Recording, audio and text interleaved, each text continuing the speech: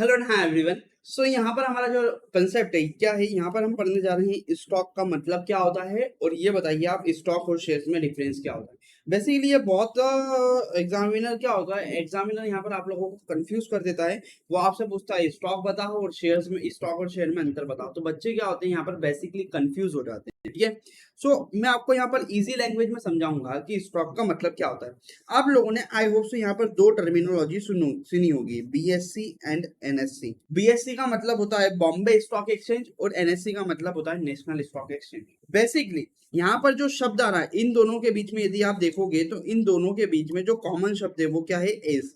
यहाँ पर भी एस है और यहाँ पर भी एस है। इन दोनों का मतलब क्या होता है, इन दोनों ही एस का हमारा बेसिकली मतलब होता है क्या, स्टॉक।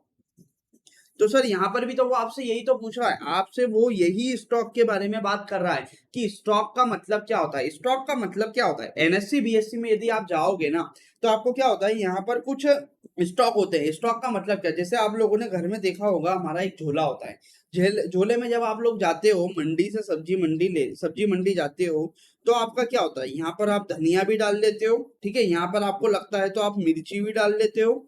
यदि आपको लगता है तो आप क्या करते हो, यदि आपको लगता है धनिया ले लोगे, मिर्ची ले लोगे। यदि आपको लगेगा आलू तो आलू भी आप इसी झोले में डाल लोगे। आपको लगेगा टमाटर तो टमाटर भी आप इसी झोले में डाल लोगे। आपको खरीदना है यदि क्या, प्याज, तो आप प्याज भी इसी झोले में डाल लोगे। और यदि आपको लगता है कि पपीता खरीदना है तो आप पपीता भी क्या करोगे, इसी झोले में डाल लोगे।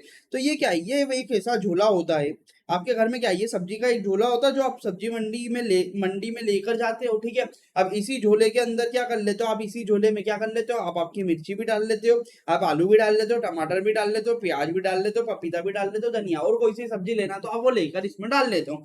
तो उसी तरीके से जो स्टॉक होता है ना, स्टॉक क्या होता है, एक यूनिट होती है जिसके अंदर वेरियस कंपनी के, आप यहाँ पे मान लो कंपनी ए, कंपनी बी, कंपनी सी, डी, ई, एफ। या तो आप मान लो ये रिलायंस हो गया, ये टाटा हो गया, फिर उसके बाद में ये हो गया हमारा अडानी, और ये हो गया हमारा क्या, बिरला ग्रुप।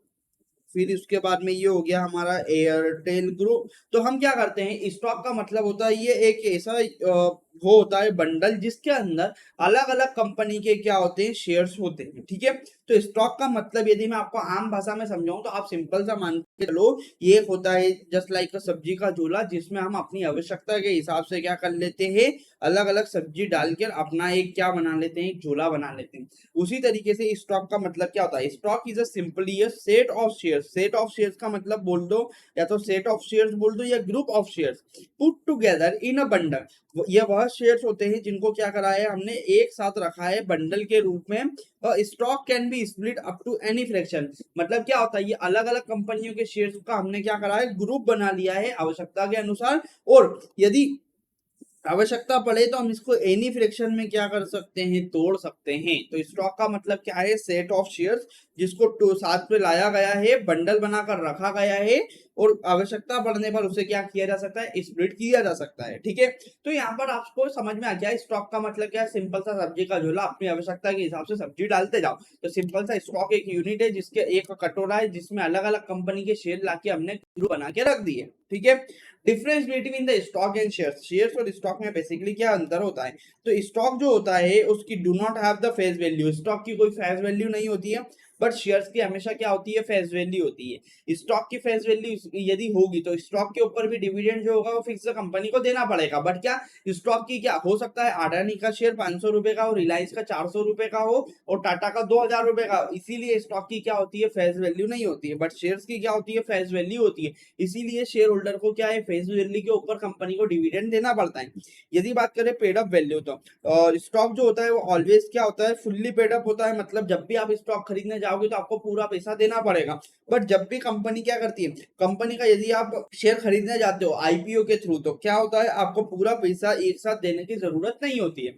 ट्रांसफर की यदि हम बात करें, ट्रांसफर इन पार्ट, तो जो स्टॉक होता है उसको हम क्या कर सकते हैं, टुकड़े में भी ट्रांसफर कर सकते हैं। बट हमारा जो शेयर होगा, यदि आप किसी को शेयर ट्रांसफर करना चाहते हो तो आपको कम से कम एक शेयर तो ट्रांसफर करना ही पड़ेगा। आप ये नहीं बोल सकते हो कि मैं आधा शेयर ट्रांसफर करूंगा। बट स्टॉक के केस में यदि आपसे चाहते हो कि आप आधा स्टॉक ट्रांसफर करना चाहते हो तो आप उसको क्या कर सकते हो, ट्रांसफर कर सकते हो। ठीक है, तो यहाँ पर हमने समझा स्टॉक और शेयर्स में अंतर। स्टॉक का मतलब क्या होता है? स्टॉक का मतलब होता है ये एक ऐसा थैला होता है जिसमें अलग अलग कंपनी के शेयर्स का बंडल बनाकर क्या है रख दिया जाता है।